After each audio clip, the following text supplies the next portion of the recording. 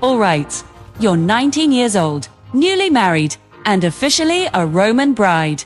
Congratulations if that word even applies here. It's too late to escape now. The year is 89 CE, during the rule of Emperor Domitian.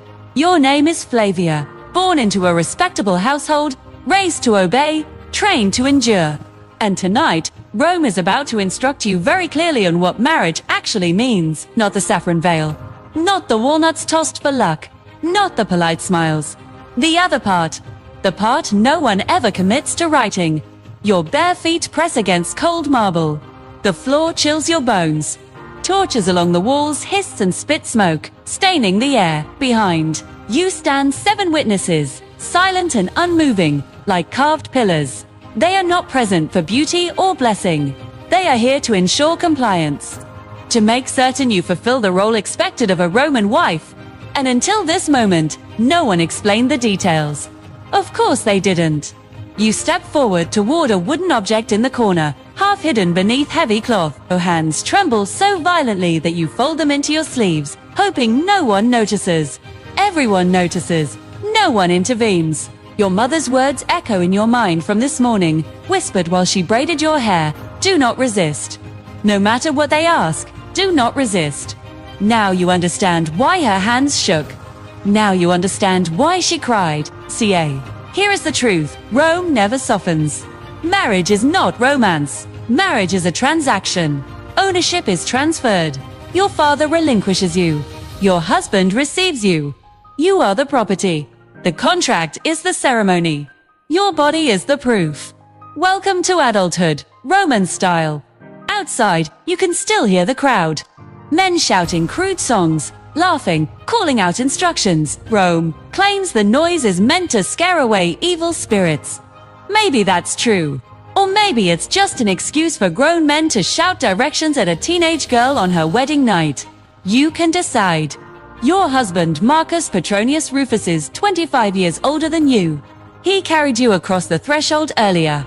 The gesture is meant to be tender.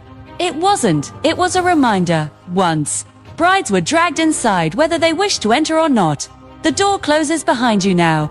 The world grows unnaturally quiet. Too quiet. You finally take in the room. A pronuba, the senior woman overseeing the night. A priest, 3 female slaves carrying basins and folded cloths. A physician standing apart, a leather bag at his feet. And in the corner, still waiting, the draped wooden figure. So many people, for something Rome insists is private. The pronuba grips your hands with the firmness used on livestock, not brides. Controlled. Certain you are in your husband's home now, she says, meaning, you belong here. She steers you toward the statue. The witnesses' eyes bore into your back like nails. Rome adores witnesses. Rome trusts nothing without documentation, signatures, and enough people present to swear later that everything was done correctly. Survival here has rules. You learn them quickly, or you break. Rule 1. Keep your head lowered and your mouth closed. You pull away the cloth. There it is. A carved wooden figure shaped like a god. Rome barely names aloud. Mutinous, Tut, fertility deity. Brides must acknowledge before their husbands may approach them. The carving leaves nothing to interpretation. Its purpose becomes horrifyingly obvious as the pronuba begins explaining what is required of you. Mutinous Tutunus was Rome's god of fertility and sexual initiation. We know he existed because ancient writers mention him briefly, always with discomfort. St. Augustine, writing centuries later as Christianity overtook pagan Rome, described the ritual with visible disgust. Roman brides, he said, were required to perform a seated offering involving the statue before consummation. You freeze. The room waits. The pronuba leans close. You must ask his blessing, she whispers. You must offer yourself, as tradition demands. The stomach drops. Your mother's warning finally makes sense. And here is the part no one ever tells you. This ritual is not symbolic. It is the opening act of verification. Quick pause. If you're still here, consider liking and subscribing so you don't miss what comes next. Now, back to Rome. The witnesses move closer. The priest murmurs a prayer. The physician prepares himself. You stand there, trapped between tradition and carved wood. understanding with brutal clarity, you are not here to be honored. You are here to be confirmed. You are still standing before the statue when the Pronuba steps behind you, guiding your body like furniture that needs adjusting. No privacy, no gentleness, just hands, commands, eyes. They call this sacred. You can already tell it's paperwork wrapped in religion. Here's the truth. Rome never admits aloud. Every ritual tonight exists because men demand proof. Proof you were untouched. Proof you obey. Proof that any children will belong to your husband and not some man shouting obscenities outside. You are not a partner in this marriage. You are the evidence, the Pronuba. Gives instructions in the calm, chilling tone of someone who has done this too many times to feel anything anymore. The witnesses lean in not to help, only to observe. Your knees weaken, your face burns, you comply anyway. Rule 2. Refusal is punished. Rome never punishes itself. When it ends, the slaves rush forward. One holds a bronze basin. Mother pours scented water over your arms as if resetting you.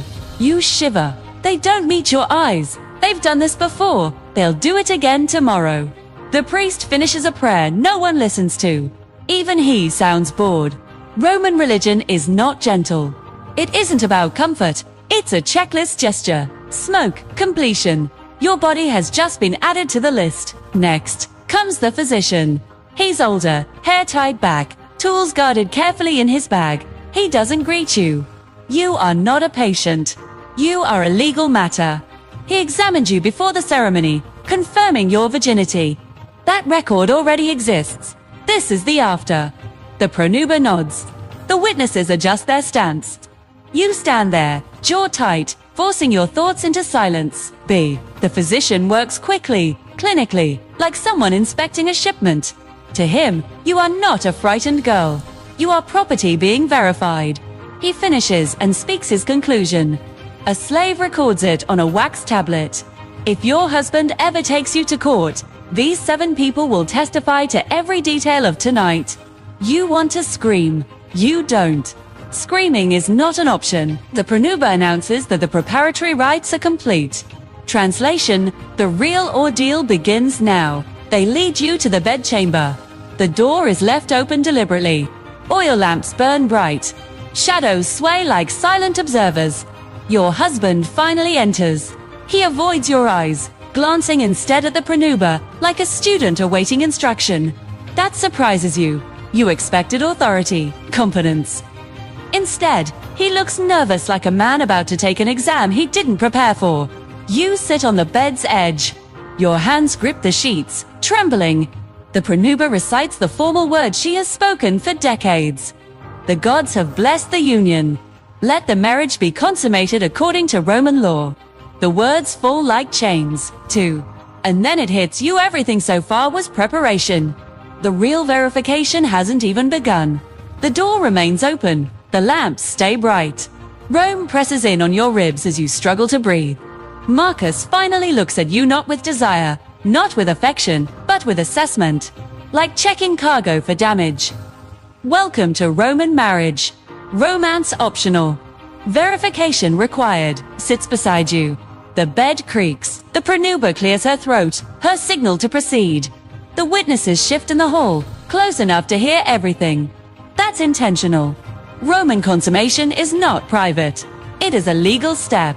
A stamp on a document, except the document is you. Marcus tries to be gentle.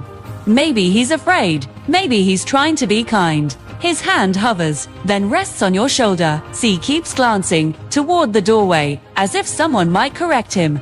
You're both trapped. He must perform. You must comply. They must witness. No one can leave. You lie back because there is nowhere else to go. When it ends, the room never relaxes. The witnesses listen for evidence, not emotion. When Marcus pulls away, he does so quickly, ashamed or confused you can't tell. The slaves enter immediately. Towels, water, efficiency. The night is far from over. The physician returns. Now he needs proof. He enters like a man resuming interrupted work. No sympathy, no hesitation. Why would there be? This night is just procedures to him. You try to cover yourself. He gestures for you to move the sheet. You obey, Skink. He opens his bag. Tools clink softly. Your throat tightens. Marcus stands aside, rubbing his hands. The examination is fast, detached. He narrates for the witnesses. A scribe records. This isn't medicine, it's inventory. When you flinch, he pauses not to comfort, but in irritation. Finally, he steps back. Consummation verified. The witnesses nod. That's all they came for. The transformation is complete. The room resets. Linens replaced. Lamps adjusted.